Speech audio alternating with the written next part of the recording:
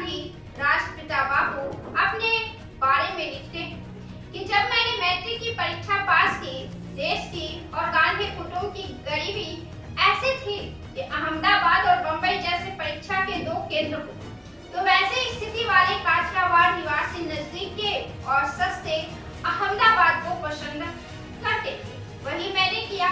मैंने पहले पर राजकोट से अहमदाबाद की यात्रा अकेली की। बड़ों की इच्छा थी कि पास हो जाने पर मुझे आगे कॉलेज की पढ़ाई करनी चाहिए। कॉलेज बंबई में भी था और भावनगर में भी था। भावनगर का खर्च कम था, इसलिए भावनगर के सामरदास कॉलेज में भर्ती होने का निश्चय हुआ। कॉलेज में मुझे कुछ आता न था, सब कुछ मुश्किल मालूम होता था। अध्यापकों का नहीं, मेरी कमजोरी का ही था। उस समय के सामरदास कॉलेज के अध्यापक तो प्रथम पंक्ति के माने जाते थे। पहला सत्र पूरा करके मैं घर आया तो तुम के पुराने मित्र और सलाहकार विद्वान, व्यवहार कुशल ब्राह्मण मावजी दवे थे। पिताजी के स्वर्गवास के बाद भी उन्होंने कुटुंब के साथ संबंध बनाए रखा था। वे छुट्टी के इन दिनों में घर आए। माताजी और बड़े भाई के साथ बातचीत करते हुए उन्होंने मेरी पढ़ाई के बारे में पूछताछ की। जब सुना कि मैं सामरदास कॉलेज में हूँ तो बोले, जमाना बदल गया है। तुम भाइयों में से कोई कबा गांधी की गद्दी संभालना चाहे तो बिना पढ़ाई के वह नहीं होगा। यह लड़का अभी पढ़ रहा है, इसलिए गद्दी संभालने का बोझ इससे उठवाना चाहिए। इसे 4-5 साल तो अभी बीए होने में लग जाएंगे और इतने समय देने पर भी इसे 50 से 60 रुपए की नौकरी मिलेगी, दीवानगिरी नहीं। और अगर इसके बाद इसे मेरे लड़के की तरह वकील बनाए तो थोड़े वर्ष और लग जाएंगे और तब तक तो दीवानगिरी के लिए वकील भी बहुत से तैयार हो चुकेंगे। आपको इसे विलायत भेजना चाहिए। केवल राम कहता है कि वहाँ की पढ़ाई सरल है। यह केवल राम जो है मावजी दवे के लड़के का नाम। 3 साल में पढ़कर लौट आएगा। खर्च भी 4-5 हजार से अधिक नहीं होगा। नए आए हुए बारिस्टरों को देखो, वे कैसे थाक से रहते हैं। वे चाहे तो उन्हें दीवानगिरी आज मिल सकती है। मेरी तो सलाह है कि आप मोहनदास को भी इसी साल विलायत भेज दीजिए। विलायत में मेरे केवल राम के कई दोस्त हैं।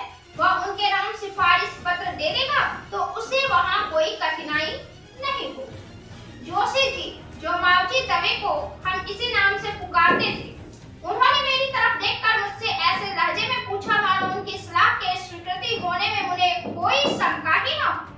क्यों, तुझे विलायत जाना अच्छा लगेगा या नहीं? पढ़ते रहना।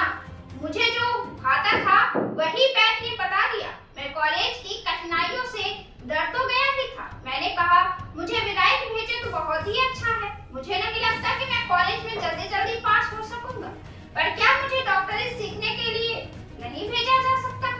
मेरे भाई बीच में बोले, पिताजी को यह पसंद नहीं था। तेरी चर्चा निकलने पर वे यही कहा करते थे कि हम वैष्णव होकर हार मांस की चीर-फाड़ का काम ना करें। पिताजी तो तुझे वकील ही बनाना चाहते थे। जोशी जी ने समर्थन किया। मुझे गांधी जी की तरह डॉक्टरी के पेशे से अरुचि नहीं। हमारे शास्त्र इस धंधे की निंदा नहीं करते, पर डॉक्टर बनकर तू दीवान नहीं बन सकेगा। मैं तो तेरे लिए दीवान पद अथवा उससे भी अधिक चाहता हूँ, तभी तुम्हारे बड़े परिवार का निर्वाह हो सकेगा। जमाना दिन पर दिन बदलता जा रहा है और मुश्किल होता जाता है, इसलिए बारिस्टर बनने में ही बुद्धिमानी। माताजी की ओर मुड़कर उन्होंने कहा, आज तो मैं जाता हूँ, मेरी बात पर विचार करके देखिए। जब मैं लौटूंगा तो तैयारी के समाचार सुनने की आशा रखूंगा। कोई कठिनाई हो तो मुझसे कहिएगा। जोशी जी गए और हवाई किले बनाने लगे। बड़े भाई सोच में पड़ गए। जोशी जी गए और मैं हवाई किले बनाने लगा। बड़े भाई सोच में पड़ गए, पैसा कहाँ से आएगा और मेरे जैसे नौजवान को इतनी दूर कैसे भेजा जाए। माताजी को कुछ सूचना पड़ा। वियोग की बात उन्हें जची ही नहीं, पर पहले तो उन्होंने यही कहा,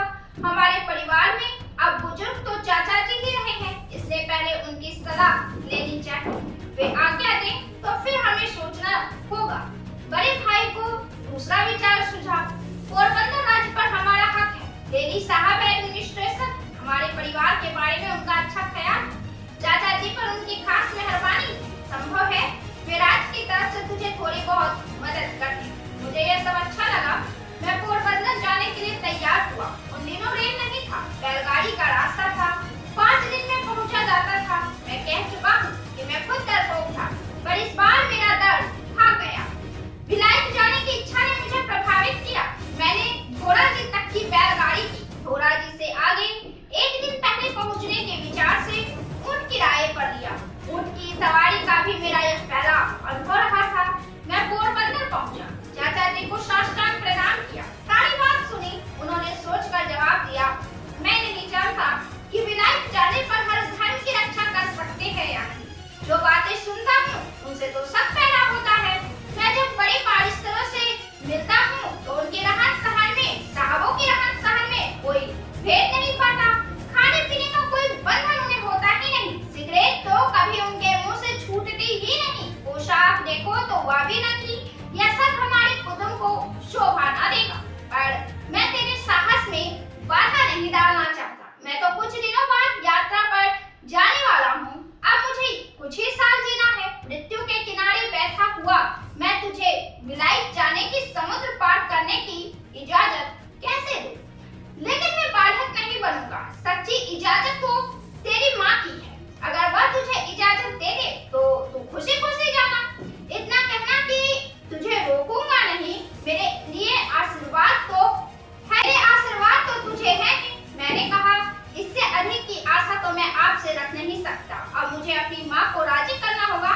पल्लेरी साहब के नाम आप मुझे सिफारिश पत्र तो देंगे ना? चाचा जी ने कहा, सो मैं कैसे दे सकता हूँ, लेकिन साहब सज्जन है, तू पत्र लेकर कुटुंब का परिचय देना। वे जरूर तुझे मिलने का समय देंगे और उन्हें रुचेगा तो मदद भी करेंगे। मैं नहीं जानता कि चाचा जी ने साहब के नाम सिफारिश का पत्र क्यों नहीं दिया।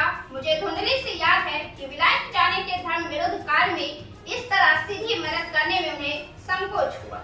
मैंने डेरी साहब को पत्र लिखा। उन्होंने अपने रहने के बंगले पर मुझे मिलने बुलाया।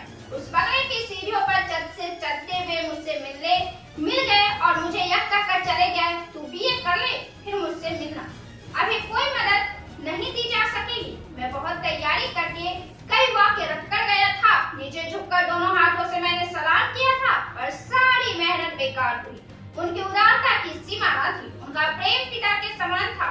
मेरी दृष्टि पत्नी के गहनों पर पड़ गई। बड़े भाई के प्रति मेरी अपार श्रद्धा थी। उनकी उदारता की सीमा न थी। उनका प्रेम पिता के समान था। मैं पोरबंदर से विदा हुआ। राजकोट आकर सारी बातें उन्हें सुनाई। जोशी जी के साथ सलाह की। उन्होंने कर्ज करके भी मुझे भेजने की सिफारिश की। मैंने अपनी पत्नी के हिस्से के गहने बेच डालने का सुझाव रखा। उनमें 2-3 हजार रुपये से अधिक नहीं मिल सकते थे। भाई ने जैसे भी बने बीए का प्रबंध करने का बीड़ा उठाया।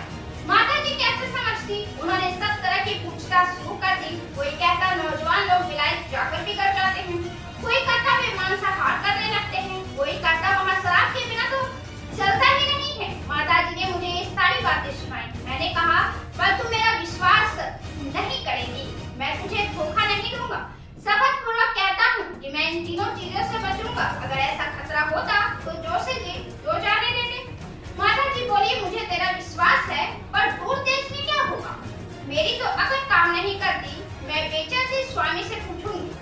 बेचन जी स्वामी मोट बलियों में से बने हुए एक जैन साधु थे। जोशी जी की तरह वे भी हमारे सलाहकार थे। उन्होंने मदद की। वे बोले, मैं इस लड़के से इन तीनों चीजों के व्रत दिखाऊंगा, फिर इसे जाने देने में कोई हानि नहीं होगी। उन्होंने प्रतिज्ञा निभाई और मैंने मांस, मदिरा तथा स्त्री संग से दूर रहने की प्रतिज्ञा की। माता जी ने आज्ञा दे दी। हाई स्कूल में सभा हुई। राजकोट का एक युवक विलायत जा रहा है, यह सर्च का विषय बना।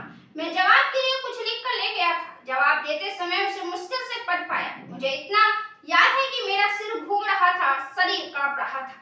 बड़ों के आशीर्वाद लेकर मैं बम्बई के लिए रवाना हुआ। बम्बई की यह मेरी पहली यात्रा थी। बड़े भाई साथ में थे, पर अच्छे काम में 100 विघ्न आते हैं। बम्बई का बंदरगाह जल्दी